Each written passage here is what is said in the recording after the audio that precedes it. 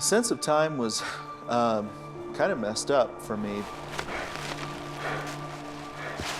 But as I'm sitting there freezing to death and trying to stay alive, you can't help but think that we may have been a lot better off going golfing that weekend. Okay.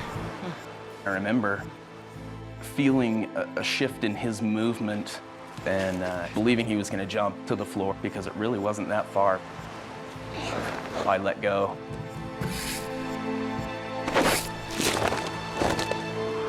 And the next thing I know, I'm basically fallen.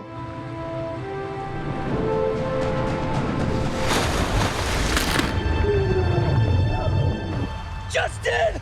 I knew without a doubt I had just broken my leg, and all I could do was scream. It was the worst pain I'd ever felt in my life. Just stop screaming, you gotta calm down! I had never quite heard someone scream in pain like that.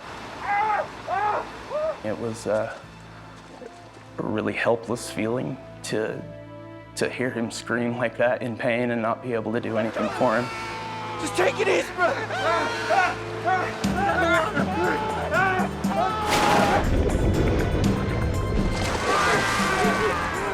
Get up and help me! Take it out of the water!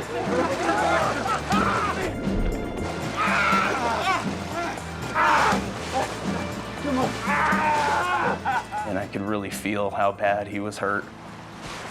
It was very obvious that that there were things in places where they shouldn't be. It's really bad, Justin. Justin's shin bone is shattered in 6 places. Internal bleeding is already restricting blood flow to other parts of his body. They don't know it, but this injury could kill him. Okay. What time is it? I remember thinking that my brother has an artificial hip. He can't carry me out. I can't walk out. I can't crawl out, and I'm stuck here. We're gonna get through this. You think? We can make it. If I was gonna get out of there, it was gonna be up to Jeremy. That was really hard to be the one to take charge, because forever before, he was the person that I would look to when I didn't know what to do. 455, check back to the car. When I looked in Jeremy's eyes, I could tell just how scared he was. Really bad. You got maybe an hour of light.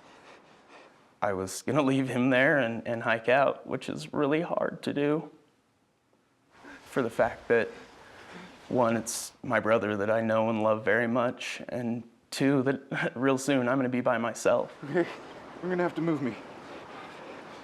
Up against the wall, out of the wind. You ready? Okay, just do it, do it! I think both of us knew just how serious of a situation we were in. Justin's in real danger. Between his injured leg and the freezing temperatures, his chances of survival decrease with every passing hour. Jeremy needs to move on. It's another 4 miles to the side canyon exit, and the light is fading fast. That's the side canyon there, right? I'll just crow's nest it up here. Double time it back to the car. Call for help. Just take it one step at a time. How you feeling? Good. Considering I've never been this scared. When we started divvying things out and going through the backpack, we came across my camera.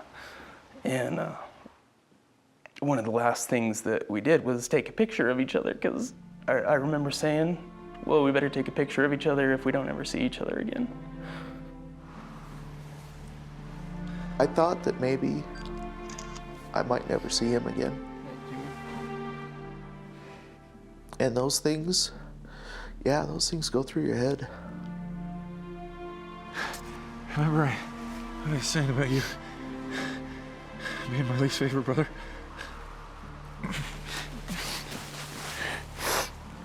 I never liked you much either.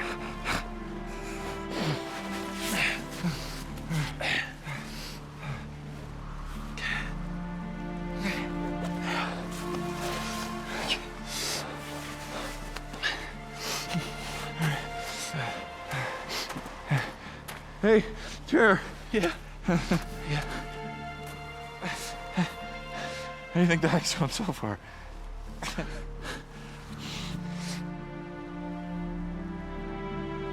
Be careful. Okay.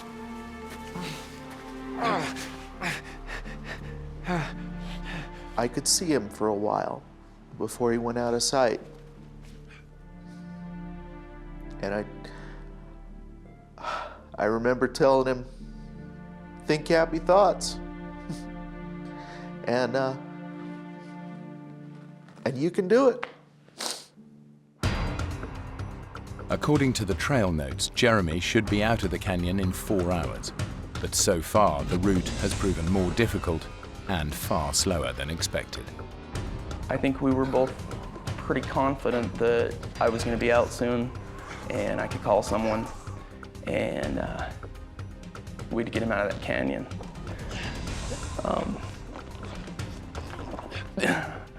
Had no idea what was really going to happen. But Jeremy can't find the side turning that will lead him back out of the canyon to the car. And he's running out of daylight. When it went from light to dark, it was so hard to conceive how far I'd gone, but I kept thinking that I had gone too far. And I ran into pools.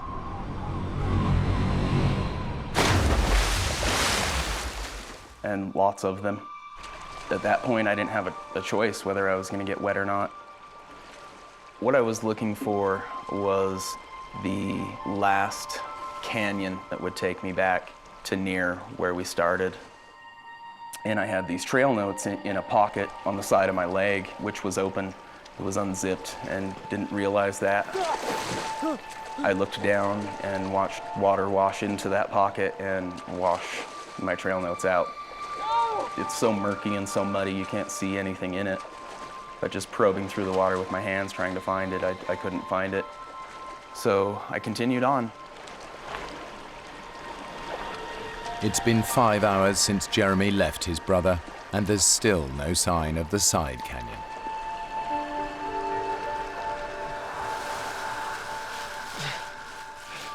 The sense of time was kind of messed up for me. But as I'm sitting there freezing to death and trying to stay alive, you can't help but think that we may have been a lot better off going golfing that weekend. And then I hear little scratching noises, what sounds like something's fidgeting around. And it's completely dark and I can't see anything.